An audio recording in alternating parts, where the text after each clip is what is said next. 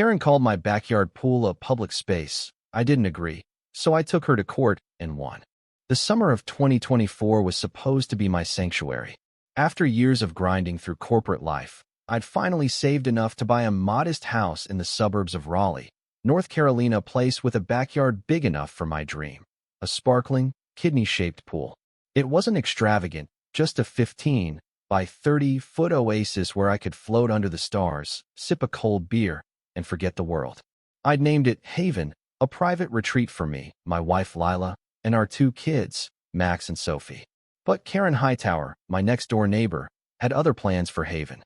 She called it a public space. And that single phrase ignited a war that would consume my summer, my sanity, and ultimately, my sense of victory. It started innocently enough.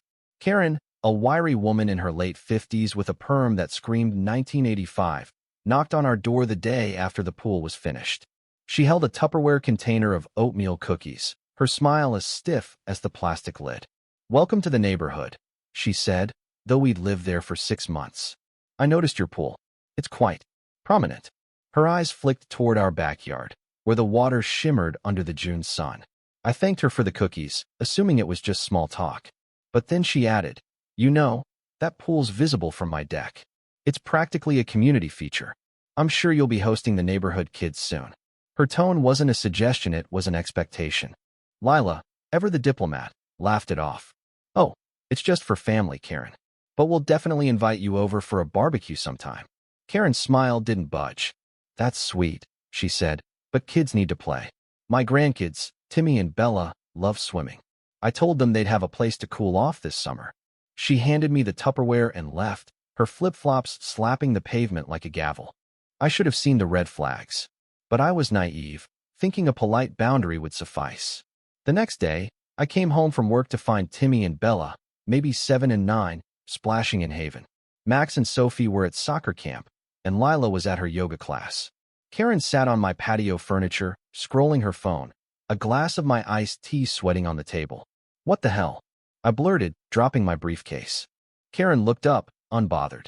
"Oh, hi, Dan. The kids were hot, and your gate was unlocked. I figured you wouldn't mind. It's a public space, after all." Her voice had this saccharine edge, like she was daring me to argue. I stammered, caught off guard. "Karen, this is my backyard. My pool. It's private property." She waved a hand.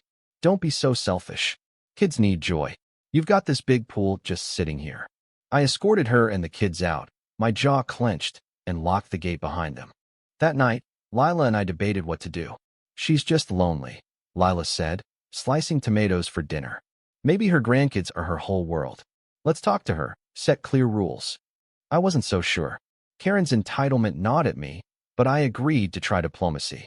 The next morning, I knocked on her door with a handwritten note. "Karen, we're happy to have you as a neighbor, but our pool is for family use only. Please don't enter our backyard without permission. Let's chat if you have questions, Dan and Lila." Karen didn't chat. She escalated. By noon, a petition appeared on the neighborhood Facebook group.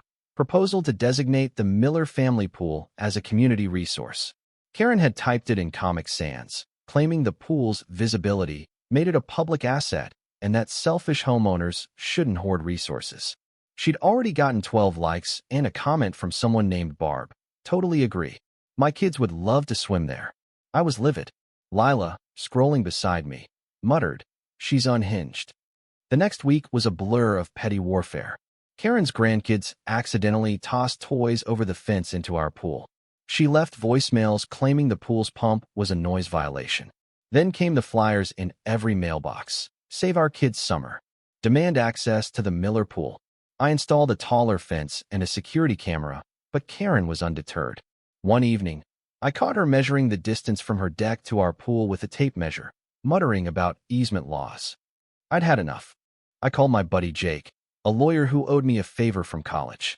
"Dan, this is nuts," he said, laughing over the phone. "She's got no legal ground. Your pool's on your property, period.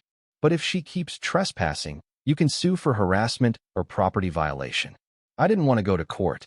I just wanted to swim in peace. But when Karen filed a complaint with the city, claiming our pool was an unpermitted public nuisance, I saw red. The city inspector, a bored guy named Carl, came by, took one look, and said, "This is private property. She's wasting my time." That's when I decided to fight fire with fire. Jake helped me draft a cease and desist letter, demanding Karen stop trespassing, harassing us, and spreading lies. We sent it certified mail. Her response? A handwritten note taped to our mailbox. "You'll regret this, Dan. I'm protecting our community." That's when the twist came, a wild card I hadn't expected. Enter Mr. Thompson, the quiet widower who lived across the street. He was in his 70s, always tinkering in his garage, never saying much. One evening, as I was hosing down the pool deck, he shuffled over, holding a manila envelope. "Dan," he said, his voice gravelly, "I've been watching this Karen nonsense. Thought you should see this." Inside the envelope were photos, grainy, time-stamped images from his security camera. They showed Karen sneaking into our backyard at 3 a.m., pouring something into the pool. "I don't sleep much," Mr. Thompson said. "Saw her do it twice last week. Smelled like bleach. Thought it was odd." My stomach churned. I tested the pool water the next day, and the chlorine levels were off the charts, enough to irritate skin, or worse. Karen wasn't just entitled, she was sabotaging us. Jake was ecstatic.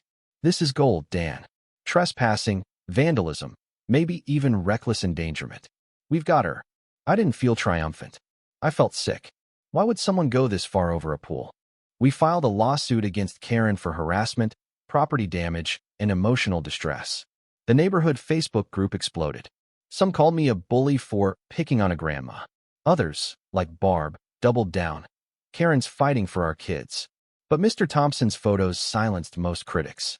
At the court hearing, Karen represented herself, wearing a floral dress and a martyr's expression. She rambled about community spirit and children's rights, but the judge wasn't having it. "Mrs. Hightower," he said, peering over his glasses, "a backyard pool is not a public park. You've trespassed, vandalized, and harassed the plaintiffs. The evidence is overwhelming."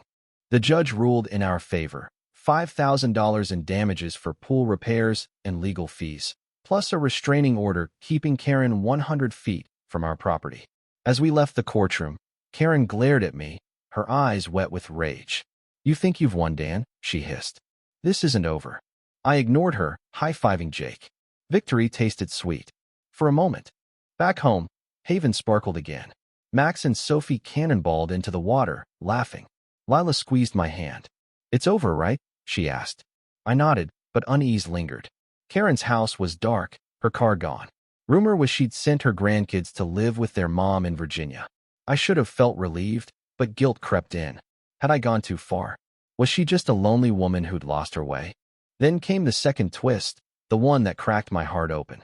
A week after the trial, Mr. Thompson knocked on our door, his face pale. "Dan, you need to see this." He handed me a letter, typed and unsigned, that he'd found in his mailbox. It read, "You betrayed me, old man. I know it was you. Watch your back." My blood ran cold. Karen wasn't done, and now she was targeting the man who'd helped me. I called Jake, who urged me to report it to the police. "She's unhinged, Dan. Protect yourself."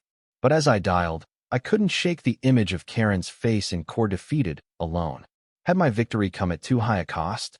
Haven still sparkled, but its water felt heavier now, like it held the weight of her anger, my guilt, and a summer I'd never get back. The days after Mr. Thompson's chilling revelation felt like walking on eggshells. My backyard pool, Haven, once a symbol of peace, now seemed like a cursed trophy. Every splash from Max and Sophie's playtime carried an echo of Karen's hissed threat in the courtroom. "This isn't over." Lila noticed my distraction, my eyes constantly darting to the new security cameras.